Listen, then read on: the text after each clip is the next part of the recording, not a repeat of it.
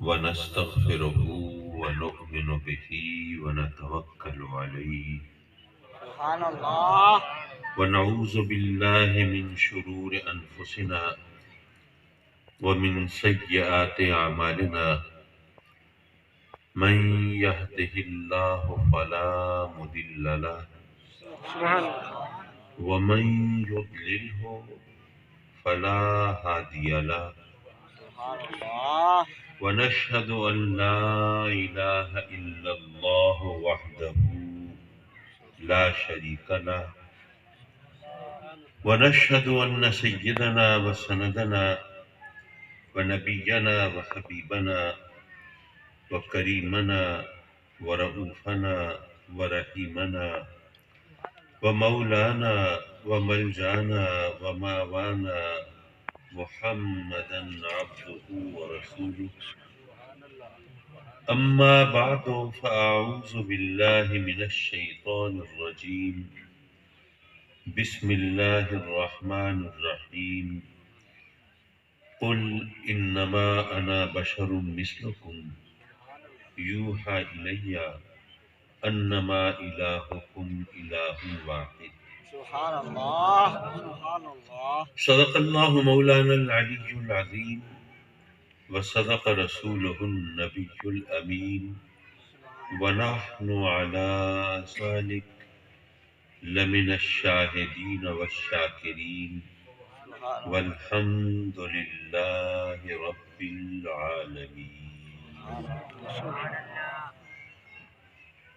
واجب التعظیم لائق التکریم علماء اہل سنت، مشائخ اعظام، مہمانان گرامی، ثنا خانان مصطفیٰ صلی اللہ علیہ وسلم اور مکرم و معزز حاضرین محفل،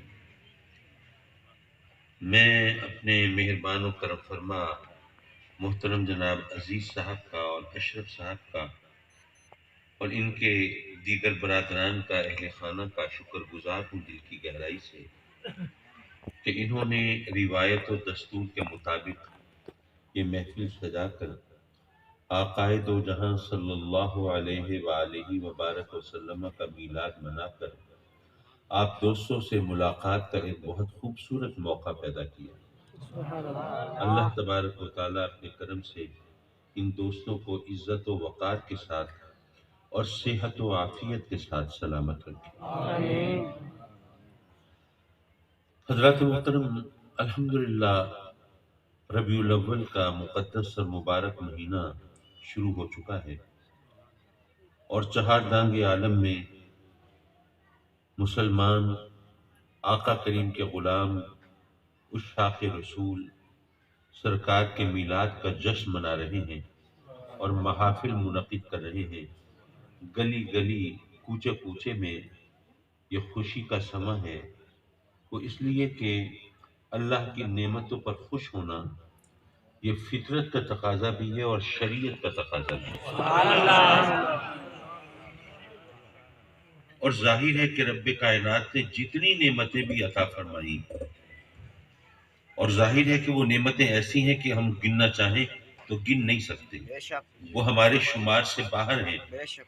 لیکن اگر ہم ویسے گننا شروع کریں، جی اس نے ہمیں صحت دی، ہمیں انسان بنایا، ہمیں بینائی دی، ہمیں گویائی دی، ہمارے ہاتھ پاؤں سلامت، ہمیں سوچنے سمجھنے کی صلاحیت دی، ہمیں اولاد دی، ہمیں گھر دیا، ہمیں یہ دیا وہ دیا، پھر ہدایت دی، ہمیں قرآن دیا، ہمیں اسلام دیا، ہمیں صراط مستقیم پر چلایا، ہمیں آقا کریم کا امتی بنایا. بے شک یہ تمام نعمتیں وہ ہیں جن پر ہر ایک پر ہمیں فخر کرنا چاہیے. لیکن ذرا سوچئے، جب یہ بتایا کہ لولا کلمہ خلقت الدنیا، لولا کلمہ خلقت الافلاق، لولا کلمہ اظہرت الربوبیت، اے محبوب اگر تو نہ ہوتا تو یہ ارض و سما نہ ہوتے، سبحان اللہ. یہ شمس و قمر نہ ہوتے، کیا بات. یہ دشت و جبل نہ ہوتے، سبحان یہ اللہ، کوہ و دمن نہ ہوتے، سبحان اللہ، یہ برگ و شجر نہ ہوتے، سبحان اللہ، یہ ذرہ و صحرا نہ ہوتے، سبحان یہ اللہ، مظاہر کائنات نہ ہوتے، سبحان یہ اللہ، مناظر قدرت نہ ہوتے۔ سبحان اے اللہ، محبوب اگر تو نہ ہوتا میں اپنے رب ہونے کو ظاہر نہ کرتا۔ سبحان تو اللہ، اب کیا پتہ یہ چلا کہ ہمارا تو وجود بھی آقا کریم کے صدقے میں ہمیں ملا ہے۔ سبحان اللہ، نعرہ تکبیر، نعرہ رسالت، نعرہ رسالت، نعرہ رسالت، فیضان حضور گزاریے جناب۔ تو ظاہر ہے کہ جب ہمیں ہمارا وجود وہ آقا کریم کے صدقے میں ملا ہے تو پھر آقا کریم سے بڑھ کر ہمارے لیے نعمت اور کون سی ہو سکتی ہے؟ سبحان اللہ، کیا تو اس لیے ہم ان نعمتوں کا ذکر کرتے ہیں، اظہار تشکر کرتے ہیں، رب کی بارگاہ میں اپنے بندگی کا اظہار کر کے آقا کریم کی آمد پر وہ سجدہ شکر بجا لاتے ہیں۔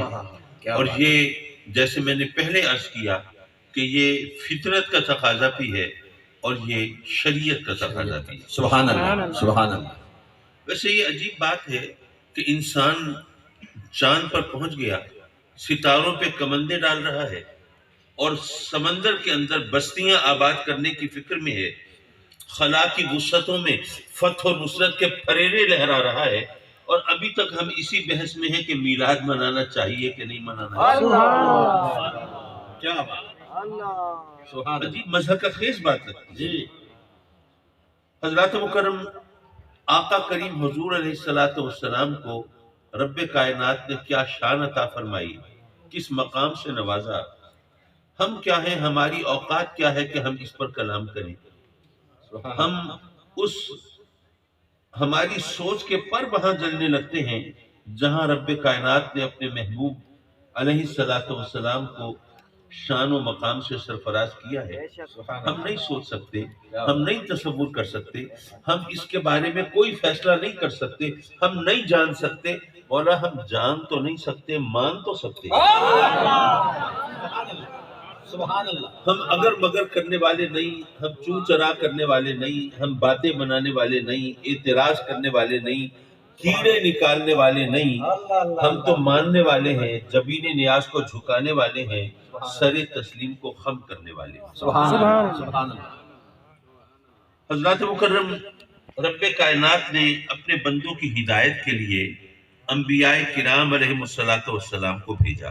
سبحان اللہ، اچھا وہ اگر چاہتا تو ہر ایک کو ڈائریکٹ ہدایت بھی دے سکتا تھا، بے شک جی، اس کے لیے کوئی مسئلہ تو نہیں تھا، کیا بات، کوئی فنڈز کی فراہمی بھی کوئی مشکل نہیں تھی، کوئی مین پاور بھی کوئی پرابلم نہیں تھی، کوئی ایڈمنسٹریٹو سینکشن، کوئی انتظامی مجبوری بھی دامن گیر نہیں تھی۔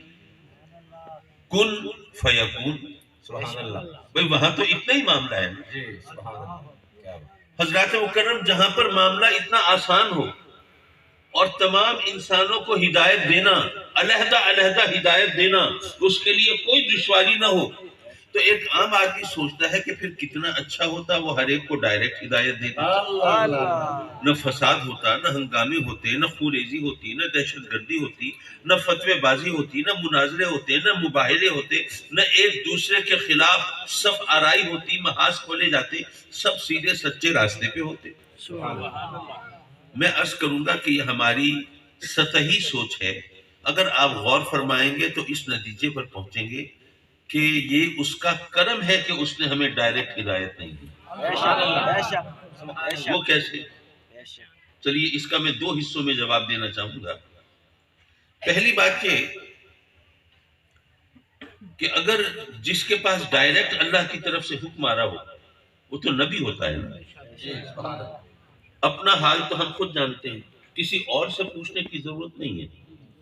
آپ سب اپنے گریبان میں جھانک کر دیکھیے اور اپنے آپ سے پوچھئے کہ اگر رب کی طرف سے آپ کو ڈائریکٹ حکم ملتا اور وہ حکم ایسا ہوتا جو آپ کی مرضی کے خلاف ہوتا، اللہ جس میں آپ کو کوئی نقصان نظر آ رہا ہوتا، بظاہر آپ کے لیے کوئی پریشانی کا پہلو ہوتا، تو اگر اللہ کی طرف سے کوئی ایسا سخت حکم آ جاتا جس پر عمل کرنا ہمارے لیے دشوار ہوتا، تو ہم میں سے کتنے ہیں جو اس حکم کی لازمن تعمیل کر لیتے؟ کچھ نہ کچھ لوگ ضرور کرتے، لیکن اکثر لوگ بہانہ سازی کرتے، چور دروازے ڈھونڈتے۔ حضرات مکرم، میں اس کو ذرا مزید وضاحت سے بیان کر دوں۔ میرے آقا کریم حضور علیہ الصلوۃ والسلام جب ہجرت کر کے مدینے میں جلوہ فکن ہوئے تو مدینے میں پہنچے تو وہاں شراب کے حرام ہونے کا حکم نازل ہوا۔ سبحان اللہ۔ اب شراب کی حرمت کی آیت نازل ہوئی تو یارو چشمے فلک نے یہ رنگ کب دیکھا ہوگا کہ اب شراب مدینے کی نالیوں میں بہہ رہی ہے۔ جی سبحان اللہ۔ کسی نے نہیں سوچا کہ جناب شراب ہم پر حرام ہوئی ہے، ہمارے عزیزوں، رشتہ داروں، دوست احباب، آئے گئے مہمانوں پر تو حرام نہیں ہے۔ اور ظاہر ہے کہ شراب تو عرب لوگوں کی گویا گھٹی میں پڑی تھی، تو کوئی مہمان آئے اس کو شراب اگر توازوں میں پیش کی جائے تو یہ تو وہاں کی ثقافت و تہذیب کے عین مطابق تھا، تو سوچ سکتے تھے کہ جی ہم پر حرام ہو گئے، ہم نہیں پیئیں گے۔ لیکن کوئی غیر مسلم آئے گا، عزیزوں رشتہ داروں میں کوئی دوسرے مذہب کا پیروکار آئے گا، بتوں کے ماننے والے آئیں گے، تو ظاہر ہے میل ملاپ سے تو اسلام نے منع نہیں کیا۔ عزیز رشتہ دار آئیں گے اور بیٹھیں گے تو ان کو اگر ان کی خاطر تواضع کے لیے ذرا کچھ شراب بچا کے رکھ لینی چاہیے۔ اللہ۔ کسی نے نہیں سوچا۔ بے شک، بے شک۔ اچھا چلو شراب پینے پلانے کے لیے نہ بچاتے، لیکن یہ تو سوچ سکتے تھے اس وقت مسلمانوں کی حالت، مالی حالت بڑی خستہ تھی، بہت پتلی تھی، تو سوچ سکتے تھے کہ شراب بڑی قیمتی ہے، بڑی نفیس ہے، بڑی عمدہ ہے، تو چلو ہم نہیں پیئیں گے لیکن یہ شراب بیچ دیں، ذرا پیسے کھڑے کر لیں۔ کسی نے نہ چھپائی ہے نہ بچائی ہے، بلکہ ساری شراب بہائی ہے۔ بے شک۔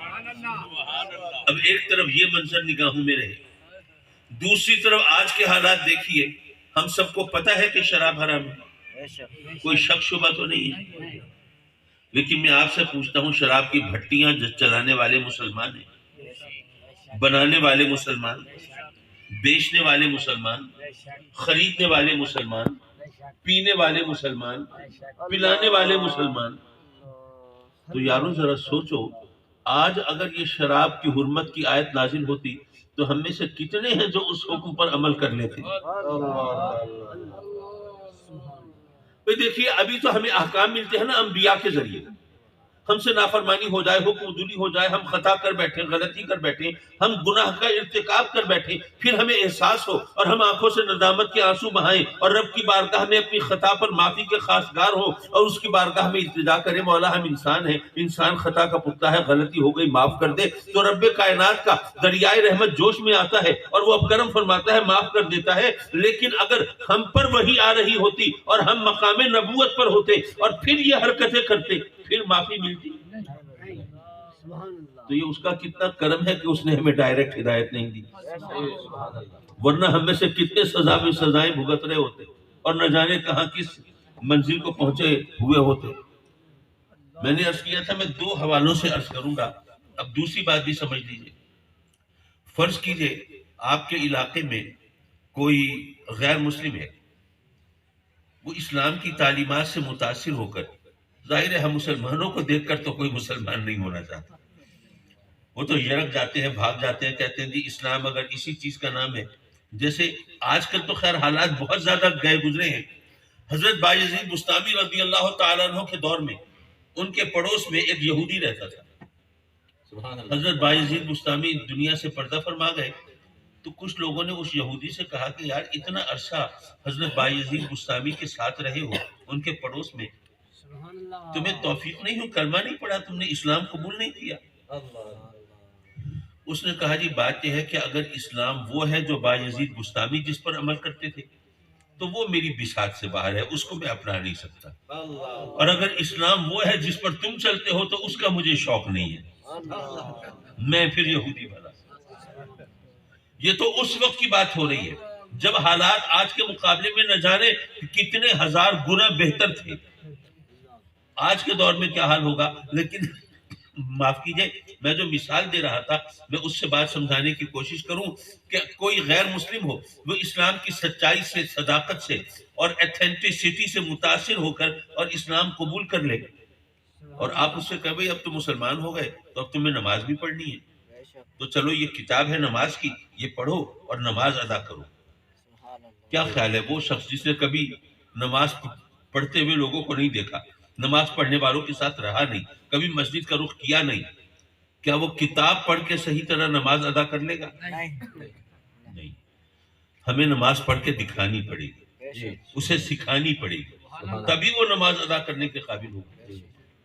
تو یارو ذرا سوچو کہ ایک نماز ہم ڈائریکٹ ادا نہیں کر سکتے, تو ساری زندگی اسلام کے سانچے میں ڈھل کر کیسے گزار سکتے تھے جب تک کہ ہمارے سامنے انبیاء کرام عملی نمونہ نہ رکھتے.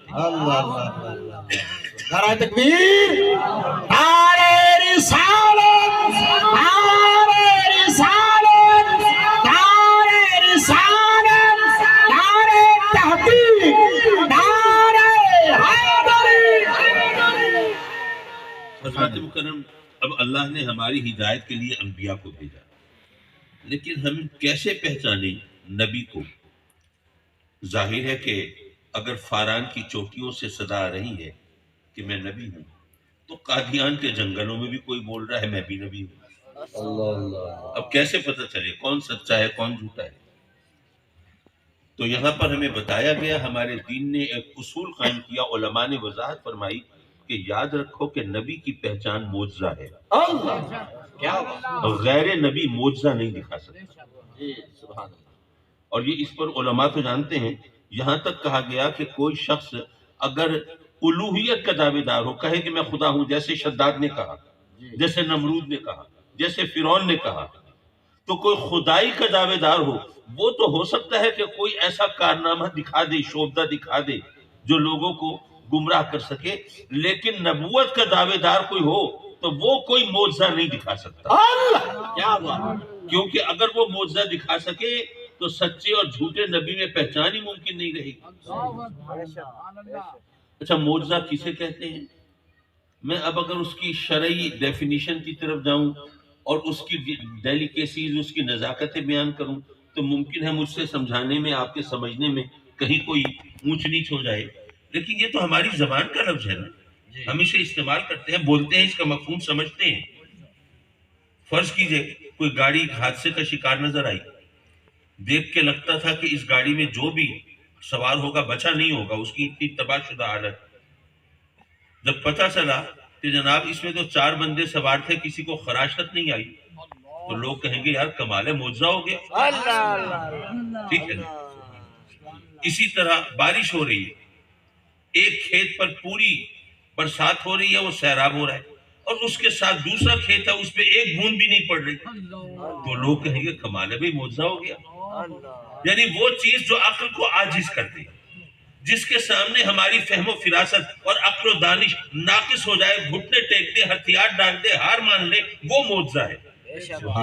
معجزہ وہ ہے جو ہماری عقل کو عاجز کر دے. تو نبی کی پہچان معجزہ ہے. کیوں معجزہ کیوں ہے؟ یارو بات یہ ہے کہ نبی پر ایمان لانا ہر ایک کے لیے ضروری ہے. پہلے یہ لفظ مشکل تھا, لیکن بعد میں ماشاءاللہ اب تو بہت عام ہو گیا, اب تو بچے بھی سمجھتے ہوں گے اس کا مطلب. بھئی نبی پر ایمان لانا ہر ایک کے لیے ضروری, کسی کو استثناء تو حاصل نہیں ہے, ظاہر ہے ہر ایک کے لیے ضروری ہے.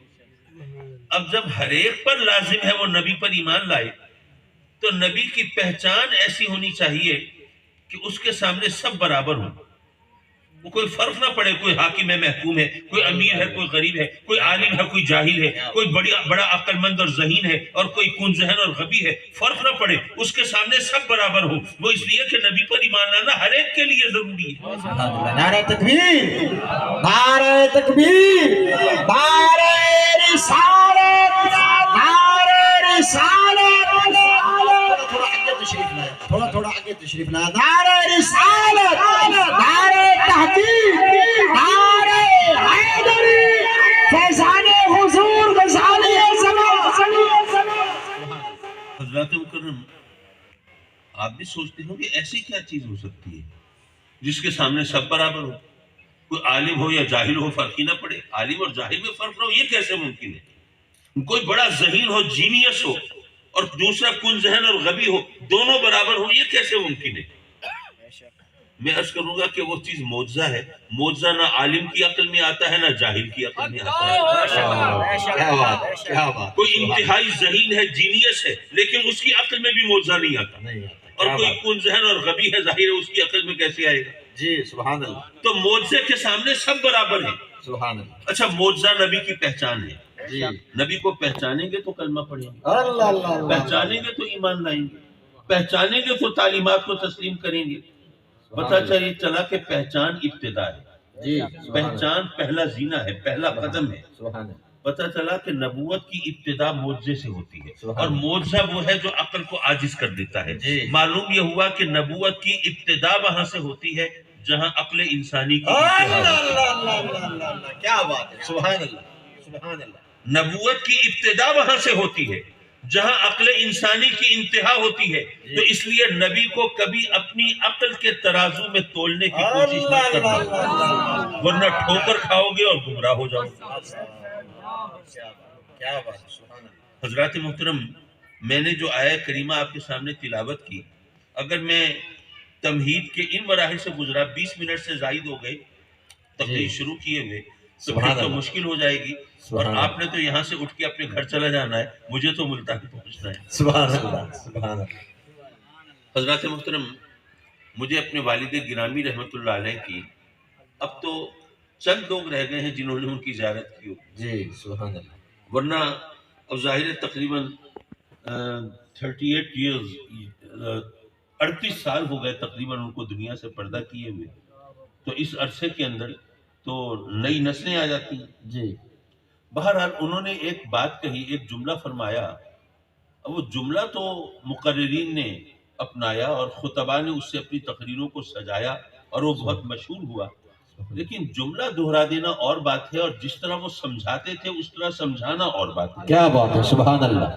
سبحان اللہ، وہ میں جملہ ابھی دہراتا ہوں تو آپ کو بھی یاد آ جائے گا کہ آپ نے علماء سے سنا ہوگا کہ سبحان اللہ، جب نبی کی پہچان معجزے سے ہوتی ہے تو ظاہر ہے تمام نبیوں کو اللہ نے معجزے دے کر بھیجا۔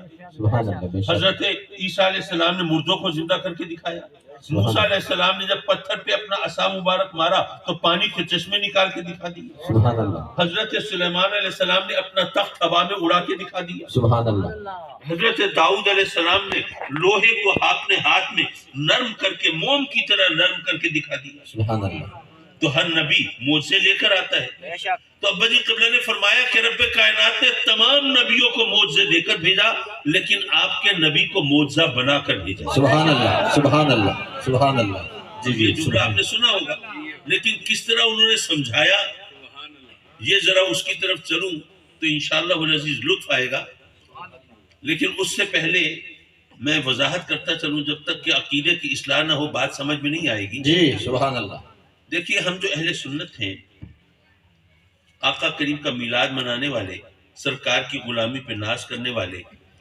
اور درود و سلام پڑھنے والے، تو ہم لوگ جو ہیں ان میں سے بہت سے لوگوں کو کا خیال یہ ہے کہ نبی پاک صلی اللہ علیہ وسلم کو بشر کہنا، بشر ماننا، یہ بہت بڑی گستاخی ہے۔ وہ بشر نہیں ہے، وہ تو نور ہے۔ جی بہت سے لوگوں کے ذہن میں یہ بات ہے۔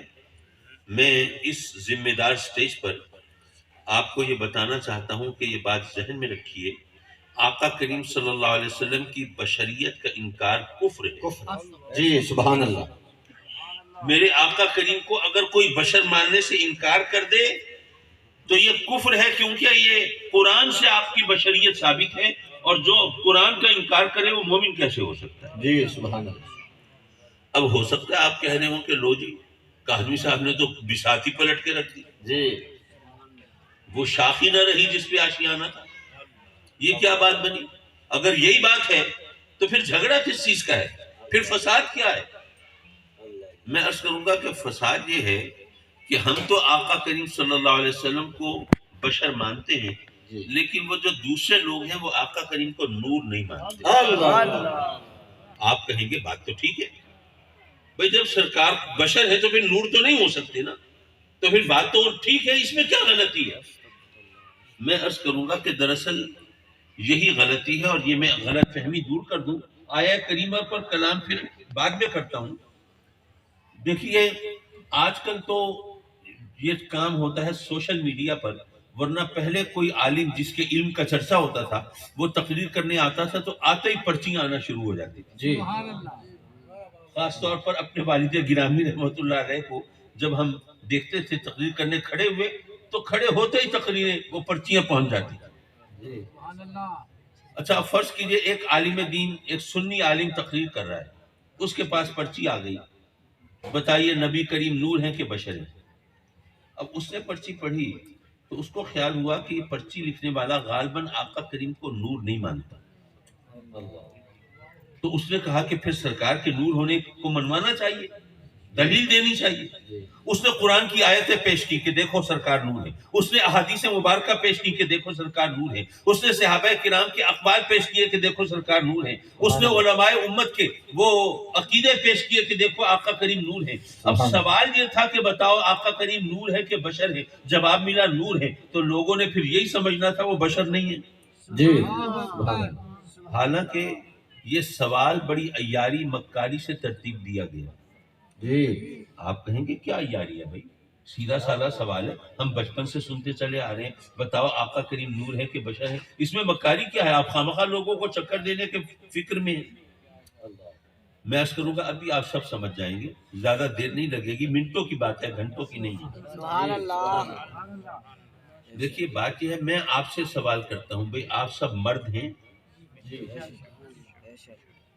اب سوال کر رہا ہوں، آپ بتائیے آپ سب مرد ہیں یا انسان ہیں؟ آپ کہیں گے بھائی آپ عجیب بات کرتے ہیں۔ بھائی مرد ہونے کا مطلب یہ کب ہے کہ ہم انسان نہیں ہو سکتے، اور انسان ہونے کا مطلب یہ کہاں سے نکلتا ہے کہ ہم مرد نہیں ہو سکتے؟ ہم مرد بھی ہیں، ہم انسان بھی ہیں۔ آپ کا سوال ہی بے تکا ہے، یہ سوال غلط ہے نا۔ بتائیے مرد ہے کہ انسان ہے، سوال غلط ہے۔ کوئی آپ سے پوچھے بتائیے یہ چیز میٹھی ہے یا سخت ہے، تو آپ کہیں گے یہ کیا سوال ہوا بھائی، میٹھی ہے سخت ہے؟ سخت چیزیں کیا میٹھی نہیں ہو سکتی؟ اللہ اللہ اللہ اللہ کیا میٹھی چیزیں سخت نہیں ہو سکتی؟ اسی طرح اگر کوئی آپ سے پوچھے بتائیں یہ چیز گرم ہے یا سفید ہے، تو آپ کہیں گے یہ کیا بیتو کا سوال ہے، گرم ہے یا سفید ہے؟ بھئی گرم چیز سفید بھی ہو سکتی ہے، سفید چیز گرم بھی ہو سکتی ہے، یہ سفید ہونا گرم ہونے کے خلاف تو نہیں ہے۔ جی تو یارو یہ سوال ہی بے تکا ہے کہ بتاؤ نبی کریم نور ہے کہ بشر ہے؟ کیا نور ہونا بشر ہونے کے؟ نعرہ تکبیر، نعرہ رسالت، نعرہ رسالت، نعرہ رسالت، نعرہ رسالت۔ کیا نور ہونا بشر ہونے کے خلاف ہے؟ آپ یہاں پہ ذرا ٹھٹک گئے ہوں گے، چلیے مسئلہ ابھی سمجھا دیتے ہیں، کوئی مشکل نہیں ہے۔ یہ بتائیے آپ تو بشر ہے نا یا کوئی اور بنا ہے؟ بشر ہے۔ اب بتائیے آپ کی آنکھوں میں نور ہے کہ نہیں ہے؟ اور کاسے سر میں عقل کا نور ہے کہ نہیں ہے؟ جی اور سینے میں ایمان کا نور ہے کہ نہیں ہے؟ موجود ہے۔ یارو اگر ہم جیسے حقیر ذلیل انسان کے اندر اگر بشریت اور نورانیت دونوں اکٹھی ہو سکتی ہیں تو کیا آقا کریم کی ذات میں نہیں ہو سکتی؟ اللہ، نعرہ تکبیر، نعرہ رسالت، نعرہ رسالت، نعرہ رسالت، نعرہ تحقیق، نعرہ حیدری، نعرہ حیدری، عظمت و شان مصطفیٰ۔ یارو یاد رکھو میرے آقا کریم نور بھی ہے بشر بھی ہے۔ بشر ہونا نور ہونے کے خلاف نہیں، اور نور ہونا بشر ہونے کے خلاف نہیں۔ یہ غلط فہمی اس سوال نے پیدا کی ہے، بتاؤ نور ہے کہ بشر ہے؟ کیا اب یہاں پر یہ غلط فہمی اب تو واضح ہو گئی، بے شک، اجاگر ہو گئی۔ بے شک۔ اب سوال یہ پیدا ہوتا ہے کہ جناب جب قرآن نے کہہ دیا سبحان اللہ۔ کہ قل انما انا بشر مثلکم، اے محبوب کہہ دیجئے کہ میں بس تم جیسا بشر ہی تو ہوں۔ انما یہ لفظ حصر ہے کہ بس میں تم جیسا بشر ہوں، اس کے سوا اور کچھ نہیں۔ تو اب بتائیے کہ اب قرآن تو کہتا ہے میں تم جیسا بشر ہوں، اب ہم تو نور نہیں ہیں، تو قرآن نے کہا تم جیسا بشر ہوں، اب بتائیے اس کا جواب کیا ہوگا؟ میں عرض کروں گا قرآن پڑھ لینا اور بات ہے اور اس کو سمجھنا ہی اور بات ہے۔ اور بات ہے، کیا بات ہے، سبحان اللہ۔ دیکھیے قرآن صرف اتنا بھی تو کہہ دیتا کہ اے محبوب کہہ دیجئے میں بشر ہوں، بات ختم ہو جاتی، لیکن نہیں، کہلوایا میں تم جیسا بشر ہوں۔ سبحان اللہ۔ اگر آپ میں سے کسی نے تشبیہ، وجہ تشبیہ، مشبہ، ان تمام چیزوں کو پڑھا ہو، جی یہ ہماری کتابوں میں ہے، اردو کی گرامر میں ہے، یہ سب سمجھائی ہوئی چیزیں ہیں. لیکن میں آپ کو مثال کے ذریعے سمجھاؤں تو ذرا آپ آسانی سے سمجھ لیں گے. دیکھیں فرض کریں آپ کو اللہ تعالیٰ نے ماشاءاللہ جوان بچہ دیا، بیٹا دیا اور گبرو جوان دیا، تو آپ اپنے دوست کے سامنے ذرا شیخی بگھارنے لگے، کہنے لگے کہ میرا بیٹا تو شیر جیسا ہے، شیر جیسا ہے. آپ کے دوست نے کہا کہ یار ذرا ان کی ٹانگ کھینچتے ہیں. ان کا اچھا آپ کا بیٹا شیر جیسا ہے تو اس کی دم بھی ہے؟ آپ نے کہا نہیں دم تو نہیں ہے. اچھا آپ ہی کہہ رہے تھے شیر جیسا ہے، تو ہم نے تو کوئی شیر آج تک بغیر دم کے نہیں دیکھا. اچھا تو آپ کا بیٹا شیر جیسا ہے تو کیا وہ بھی ننگا رہتا ہے؟ آپ نے کہا بھائی میں نے یہ کب کہا وہ ننگا رہتا ہے؟ کہ آپ ہی کہہ رہے تھے بیٹا شیر جیسا ہے. تو شیر کو کبھی آپ نے کسی ٹیلر ماسٹر کے پاس سوٹ کا ناپ دیتے ہوئے دیکھا ہے؟ شیر تو کپڑے نہیں پہنتا. اچھا آپ کا بیٹا شیر جیسا ہے تو کیا وہ بھی بغیر نکاح کے اسی طرح وقت گزارتا ہے؟ آپ پریشان ہو گئے کہ بھائی میں نے یہ کب کہا؟ جی آپ ہی کہہ رہے تھے بیٹا شیر جیسا ہے. آپ نے کسی شیر کے نکاح کے چھوارے کھائے ہیں کبھی؟ کیا آپ کا بیٹا جو ہے کیا وہ بھی کچا گوشت کھاتا ہے؟ کیا وہ بھی وحشی درندہ ہے؟ کیا وہ بھی جنگل میں رہتا ہے؟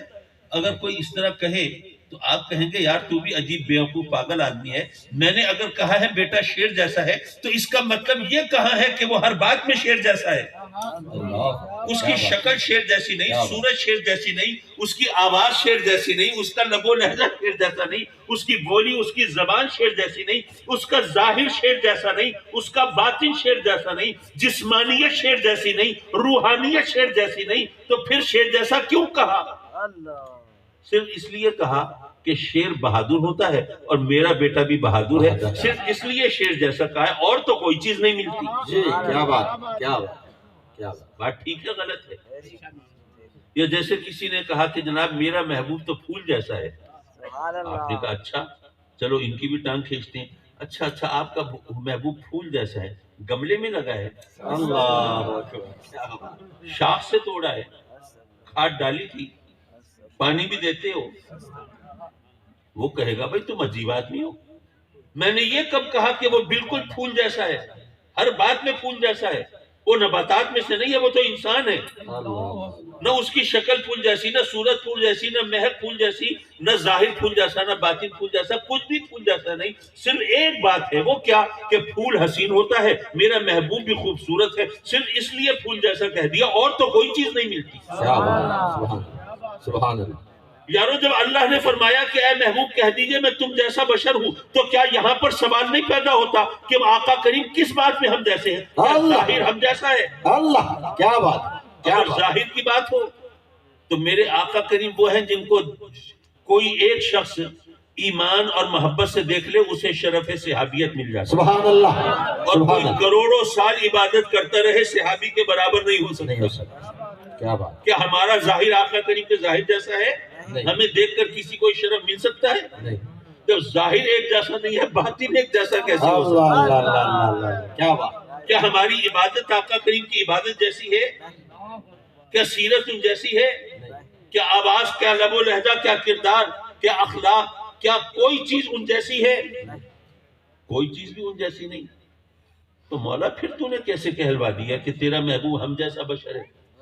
سبحان اللہ. یارو یہاں یہ خلیج تھی، یہ سوال تھا بھئی محبوب کو پھول جیسا کہا تو اس کے اندر ایک قدر مشترک مل گئی کہ حسن کی وجہ سے محبوب کو پھول جیسا کہہ دیا. بیٹے کو شیر جیسا کہا تو کوئی اور چیز نہیں ملتی تھی، صرف ایک قدر مشترک تھی کہ شیر بہادر اور بیٹا بھی بہادر. اب جب اللہ نے فرمایا کہ اے محبوب کہہ دیجئے میں تم جیسا بشر، تو یہاں پر دیکھنا چاہیے تھا وجہ تشبیہ کیا ہے، کیوں محبوب کو ہم جیسا بشر کہا. تو علماء نے بتایا اور وضاحت کی کہ اللہ نے گویا یہ فرمایا، اس کی وضاحت کر دی. شاید ہمارا ذہن وہاں نہ پہنچتا، لیکن قرآن میں اس بتا دیا. کیسے بتایا؟ قل انما انا بشر مثلکم، اے محبوب کہہ دیجئے کہ میں تم جیسا بشر ہی تو ہوں. اب یہ پوچھیں گے کہ کس بات میں ہم جیسے ہیں، تو ان کو کہہ دیجئے انما الہکم الہ واحد، وہ اس لیے کہ ہمارا تمہارا معبود وہی وحدہ لا شریک ہے. اب بظاہر ان دونوں باتوں میں کوئی ربط نظر نہیں آتا. جی سبحان کہہ اللہ. دیجئے میں تم جیسا بشر ہوں اور وہ خدا جو ہے وہ وہی وحدہ لا شریک ہے، اس کے سوا کوئی اور خدا نہیں ہے، کوئی اور معبود نہیں ہے۔ ان دونوں باتوں کے اندر بظاہر کوئی ربط نہیں ہے، کوئی تعلق نہیں ہے، اس تعلق کو ڈھونڈ لو، مسئلہ حل ہو جائے گا۔ سبحان اللہ۔ یہ کنجی ہے مشکل حل کرنے کی۔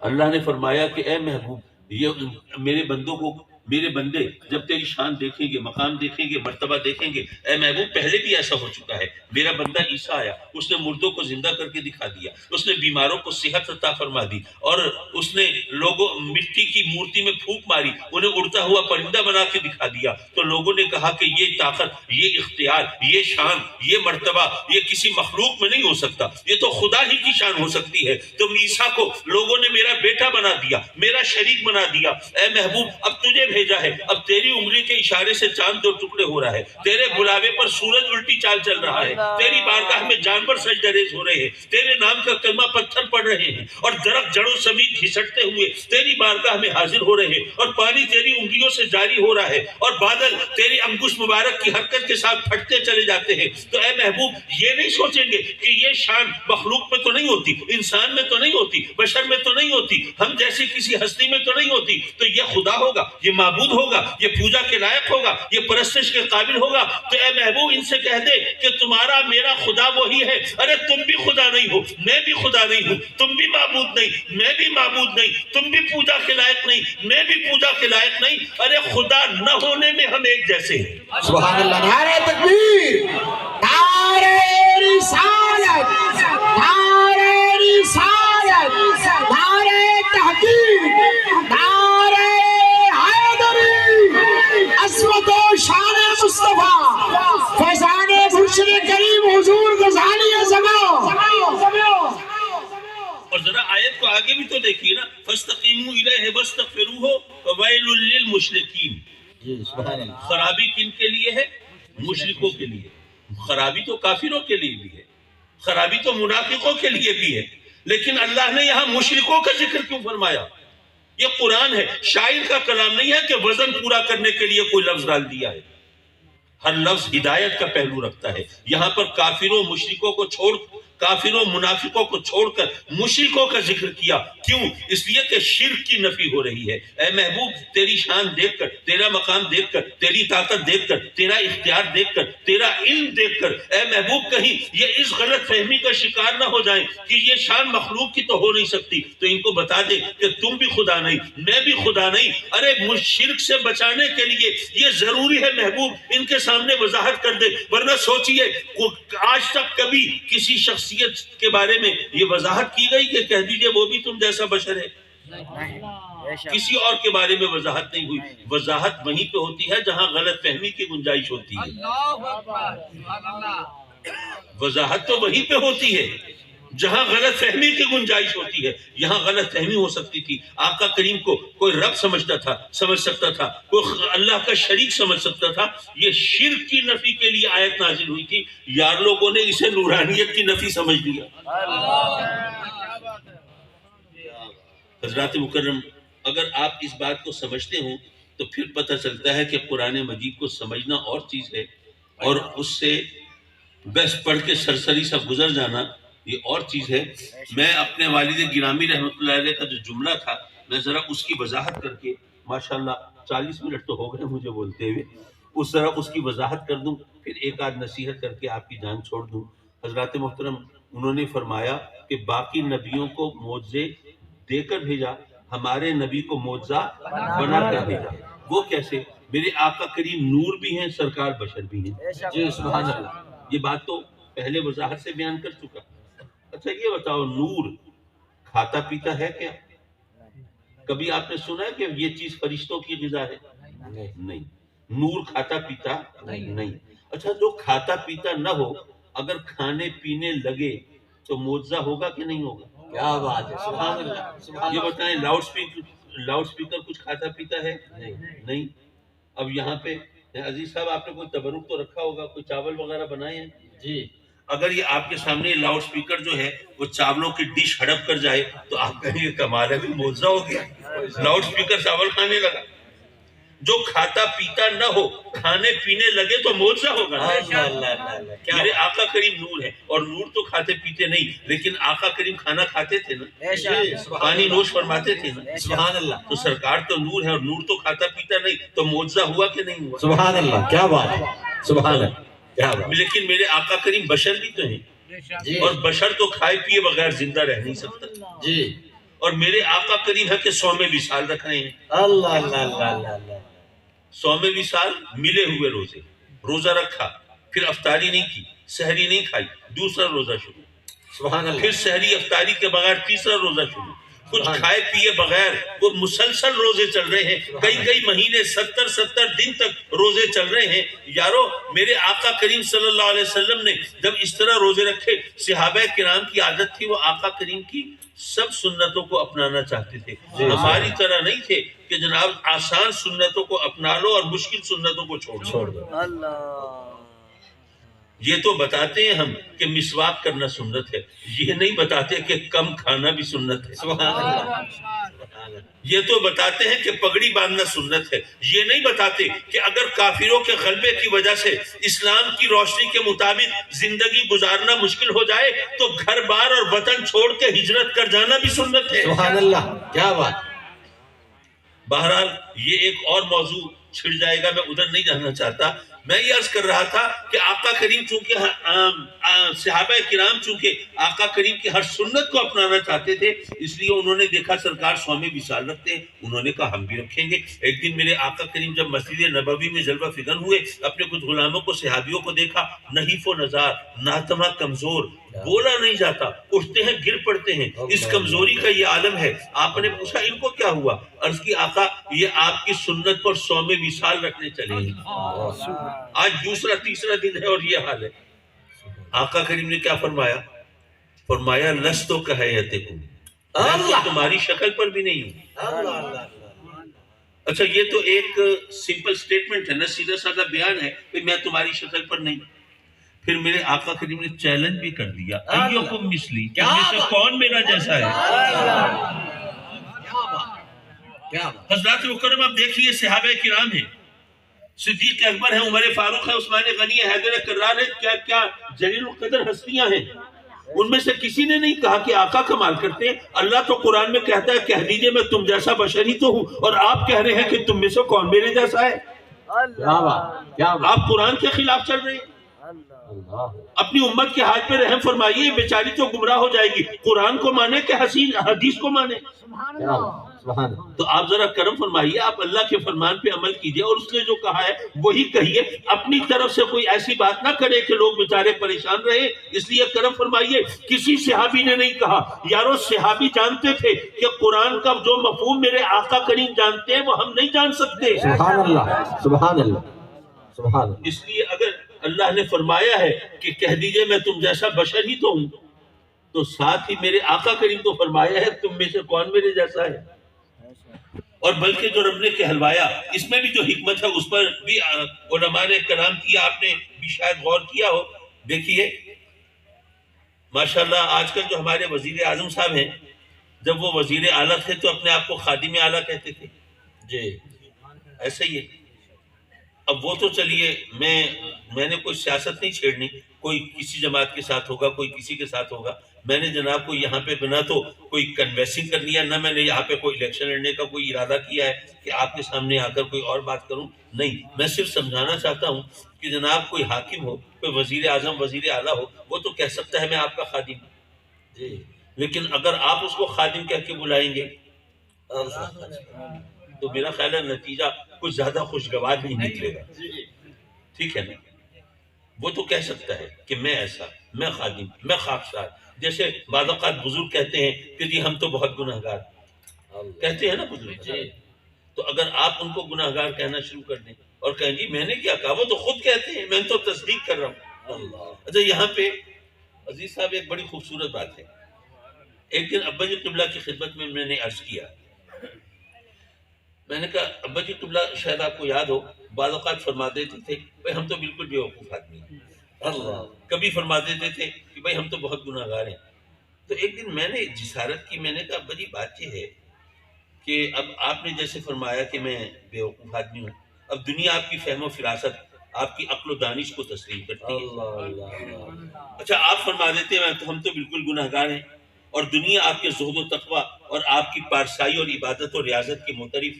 جی سبحان اللہ۔ تو اب یہ بتا دیجئے کہ آپ کچھ اور کہتے ہیں، ہمیں کچھ اور دکھائی دیتا ہے، تو یہ بتا دیجئے کہ یہ عاجزی اور انکسار میں اور جھوٹ اور دروغ گوئی میں فرق کیا ہے؟ کیا سوال تو بنتا ہے جی سبحان اللہ۔ کہ بھئی ہم تو جانتے ہیں کہ آپ الحمدللہ بہت عقل مند ہیں، آپ فہم و فراست کے اعلیٰ ترین مقام پر فائز ہیں، اور آپ زہد و تقوی کے حوالے سے بھی ہمارے خیال و گمان سے ماورا ہیں۔ وہ اس لیے کہ ضرورتاً بھی کبھی ہم نے ابا جی قبلہ کی زبان سے کبھی جھوٹ نہیں سنا۔ کیا ایک دفعہ ایسا ہوا کہ اس وقت تو موبائل فون ہوتے نہیں تھے، جو لینڈ لائن نمبر ہوتے تھے جو وہی ہوا کرتے تھے، تو میں ایک صاحب کو ایوائڈ کرنا چاہتا تھا، ان سے بات نہیں کرنا چاہتا تھا، فون ابا جی قبلہ کے پاس کتب خانے میں رکھا تھا، میں نے اپنی سادگی میں کہہ دیا ابا جی وہ فلاں صاحب کا فون آئے گا تو ان کو کہہ دیجیے گا حامد میاں گھر پہ نہیں ہے۔ ابا جی نے مجھے گھور کے دیکھا، مجھے کیا کہتے ہیں، میں جھوٹ بولوں ان سے؟ اللہ اللہ اللہ میرے پاؤں تلے زمین نکل گئی۔ میں نے اب غور کیا کہ میں نے کیا کہا ہے ابا جی کو۔ اللہ۔ میں اب شرمندہ کھڑا۔ ابا جی نے کہا کہ بیٹے یہ بات اس طرح، یہ سچ اور جھوٹ تو بہت بڑی بات ہے، اور جھوٹ بولنا بہت بڑا گناہ ہے، اور اللہ نے جھوٹوں پر لعنت بھیجی ہے، اس لیے ذرا خیال کرو۔ آپ زیادہ سے زیادہ یہ کر سکتے ہو، ایک ہیلا کر سکتے ہو، آپ یہاں سے چلے جاؤ اور فون آئے گا میں کہہ دوں گا بھئی حامد میاں میرے سامنے نہیں ہے، اللہ اللہ تو جھوٹ تو نہیں ہوگا نا، میں تو سچ کہوں گا۔ تو کہنے کا مطلب یہ کہ زہد و تقوی اور پارسائی کا یہ مقام کہ اس طرح جو ہم عام طور پر جس کو ہم جھوٹ سمجھتے ہی نہیں، اللہ۔ وہ بھی ہم نے کبھی ان کی زبان مبارک سے نہیں سنا۔ تو میں نے پوچھا کہ جی پھر بتائیے جو عاجزی اور انکسار میں آپ یہ جو باتیں کہہ دیتے ہیں تو اس میں اور جھوٹ میں فرق کیا ہے؟ مجھے غور سے دیکھا، پھر مسکرائے، فرمایا حامد میاں یہ سوال تم ہی کر سکتے تھے۔ اللہ اللہ اللہ اللہ۔ کیا پھر فرمایا کہ بیٹے بات یہ ہے کہ کوئی شخص، اپنی بات پھر بھی نہیں تھی، کہ کوئی شخص اگر یہ کہہ رہا ہے کہ میں گناہگار ہوں تو آپ کو کیا پتا وہ اپنے آپ کو کن کے مقابلے میں رکھ کے گناہگار کہہ رہا ہے، اللہ اس کے پیش نظر کون سی ہستیاں ہیں۔ اللہ۔ ہو سکتا ہے جن ہستیوں کو اس نے معیار بنایا ہے ان کے مقابلے میں وہ حقیقتاً اپنے آپ کو گناہگار سمجھ رہا ہو۔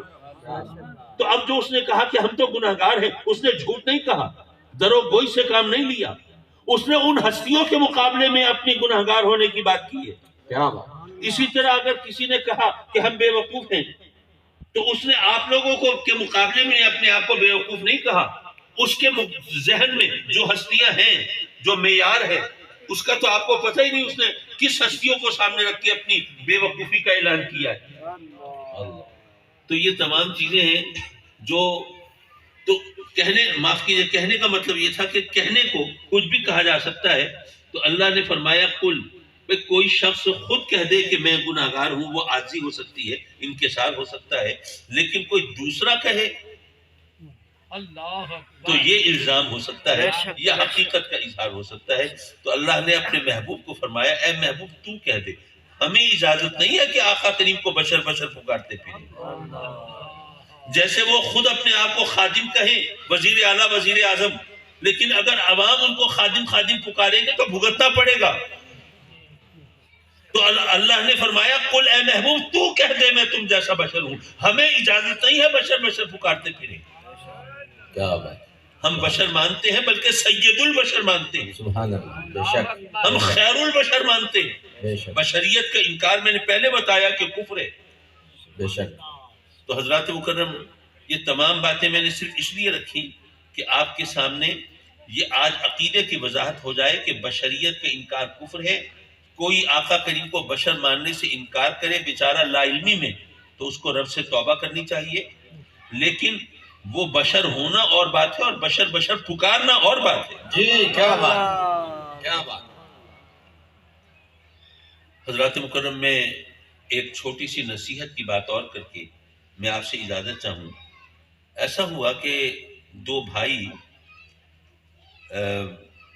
گئے کہیں، کوئی ٹیسٹ وغیرہ تھا، انٹرویو وغیرہ تھا وہ دینے کے لیے، تو ان دونوں کو بٹھا دیا اور پہلا سوال یہ کیا کہ بھئی بتائیے آپ کے والد کا نام کیا ہے.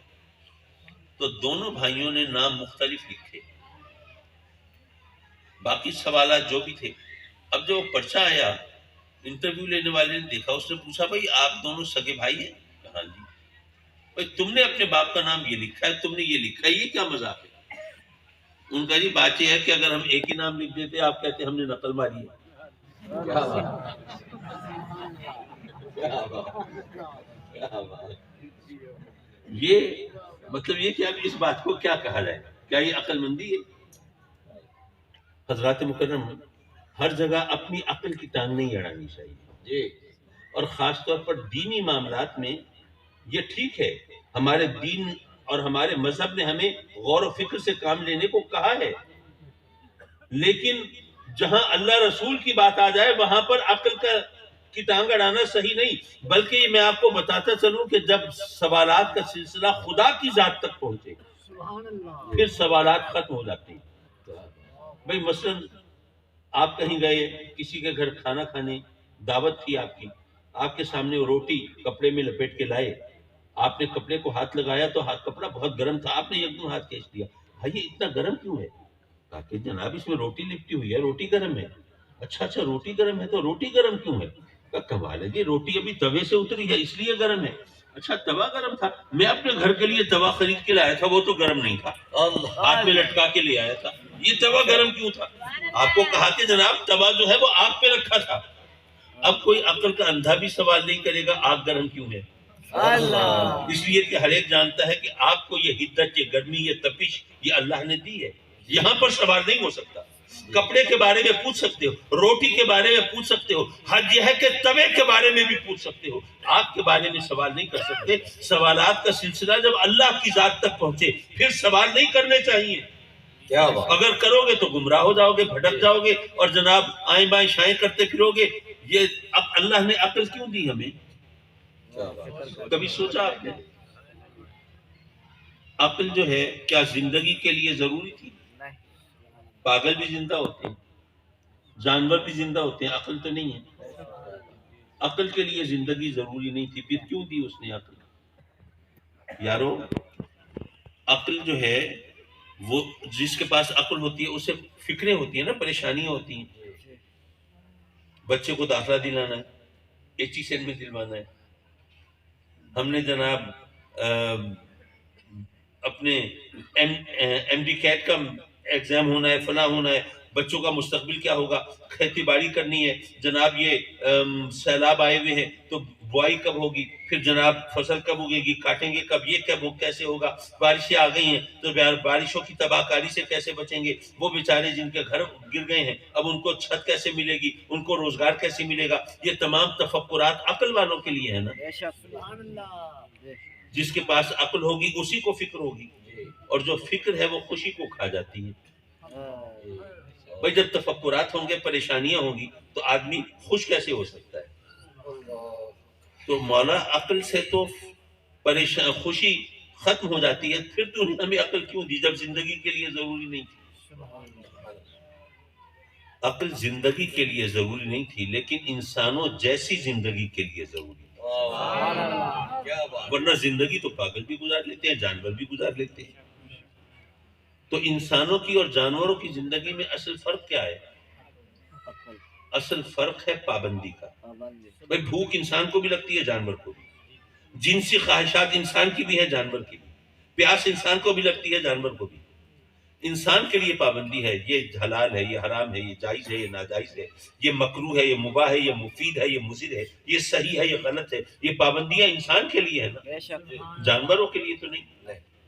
جنسی بھوک ملانی ہے انسان کے لیے پابندی ہے، یہ ماں ہے، یہ بہن ہے، یہ بیٹی ہے، یہ خالہ ہے، یہ پھوپھی ہے. یہ جناب رشتوں کے لیے رشتوں کی حرمت کی پابندی ہے. اسی طرح تعداد کی پابندی ہے، نکاح کی پابندی ہے، نکاح کے لیے گواہوں کی پابندی ہے. یہ تمام پابندیاں انسانوں کے لیے ہیں. کیا جانوروں کے لیے بھی ہیں؟ نہیں. تو پتہ یہ چلا کہ جانور اور انسان کی اصل زندگی میں جو اصل فرق ہے وہ پابندی کا ہے. پابندی لگانے کا اختیار کس کو ہے؟ پابندی کو آپ پابندی کہیں یا قانون کہیں، ضابطہ کہیں، تو قانون بنانے کا اختیار مختلف ماحول میں کہیں پارلیمنٹ کو ہے، کہیں سینٹ کو ہے، کہیں اشرافیہ کو ہے، کہیں ڈکٹیٹر کو ہے، وہ جیسا ماحول ہے اس کے حساب سے ہے۔ ہم مسلمان ہیں، ہمارا ایمان ہے کہ ہمارے لیے قانون بنانے کا، پابندی لگانے کا اصل اختیار ہے تو اللہ کو، کیونکہ وہ ہماری ضرورتوں اور حاجتوں کو ہم سے بہتر جانتا ہے، اسی کو اختیار ہے۔ اچھا، تو اللہ نے ہمیں عقل اس لیے دی کہ پابندیوں میں رہ کے زندگی گزارے، اور پابندی بنانے اور قانون لگانے کا اختیار اصل میں اللہ کا ہے۔ تو اللہ نے ہمیں عقل اس لیے دی کہ ہم اس کے احکام پر عمل کریں۔ عقل کا مقصد ہی بنتا ہے۔ اچھا، جو چیز جس مقصد کے لیے بنی ہو